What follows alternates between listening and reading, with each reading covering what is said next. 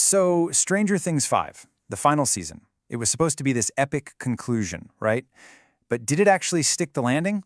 Well, today we're digging into a pretty brutal critique that says absolutely not. In fact, it argues the whole thing was a huge disappointment. And well, they don't exactly mince words. Our source for this breakdown is the Angry Joe Show, and if you know them, you know they don't pull any punches. They kicked off their review with this: honestly, these three suck. Yeah, that pretty much sets the tone for where we're headed, as we unpack all the things they believe went completely off the rail. All right, so here's how we're going to break this down. We'll look at the disappointing return of the main villain, check out some really questionable character moments, and then dive into all the plot holes. We'll even touch on the few things that did work before we wrap up by asking what this means for the future of the franchise. Okay, let's jump right in. First on the chopping block, the big bad himself, Vecna. According to this critique, the villain who was once genuinely terrifying, well, he kind of turned into a joke. And you can really see the difference here. Last season, Vecna was this vicious, powerful, genuinely evil force. You felt the threat. But in Volume 2, the critic calls it a Mr. Rogers' Neighborhood vibe. Like, sure, he's creepy, but that raw, menacing power that made him so scary, it just vanished, replaced by these weird, elaborate mind games. And that's the thing, right? It all leads to this one big question. What was this whole charade for? I mean, Vecna puts on this whole theatrical show, this complex mind game for the kids, only for us to find out later that he didn't need them to do anything. So why? The whole thing felt like a pointless farce. All right, so that shaky plotting kind of spills over into the characters themselves. The critique argues that a lot of the emotional journeys for our favorite characters just fizzled out. They ended up feeling unsatisfying or honestly just not believable at all. And look no further than Jonathan and Nancy for a prime example. The review just lays it out there. The actors have no chemistry. They were strangers. After all this time, all this buildup, the argument is that the spark was just gone. It felt like watching two people who'd barely even met. So their big climactic scene, the reviewer calls it an unproposal. It was so unclear and confusing that the Duffer Brothers literally had to go on social media to confirm, hey everyone, just so you know, they broke up.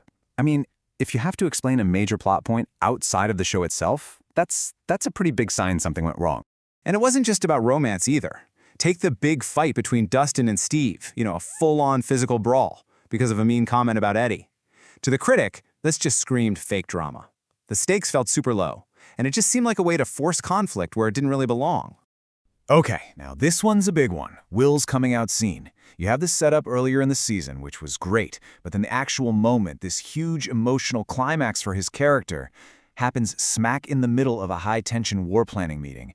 The critique is that the timing was just awful. It felt forced and completely out of place, sucking all the emotional weight and intimacy out of what should have been a landmark scene for him. So we've talked about characters, but what about the plot itself? Well, according to this review, the logic of the season was just a total mess. As soon as you start looking closely, things really begin to fall apart. Okay, let me ask you this. Max is lying in a coma, in a hospital, for 2 years. Vecna is obsessed with getting her, right? So why on earth does he send a bunch of demo dogs to do the job? As the reviewer points out, he could have just walked in himself at any point. It's a massive plot hole that makes no sense. And that brings us to the exotic matter ball. Yeah. The review just calls this out for what it is, a classic MacGuffin. It's that thing everyone's chasing, but nobody really explains what it is or where it came from. It's also what you'd call a deus ex machina, basically a magic solution that pops out of nowhere to solve an impossible problem. The critic even compared it to lazy Star Wars Disney writing, and the list just goes on.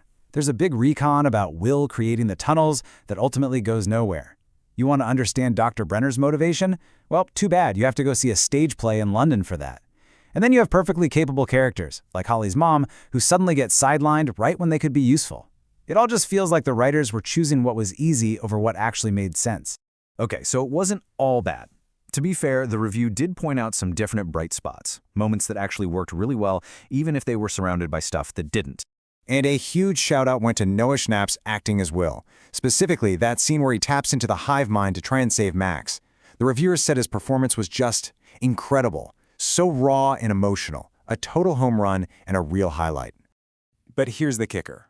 Even with that amazing performance, the episode still got a 4 out of 10. And that really tells you everything, doesn't it?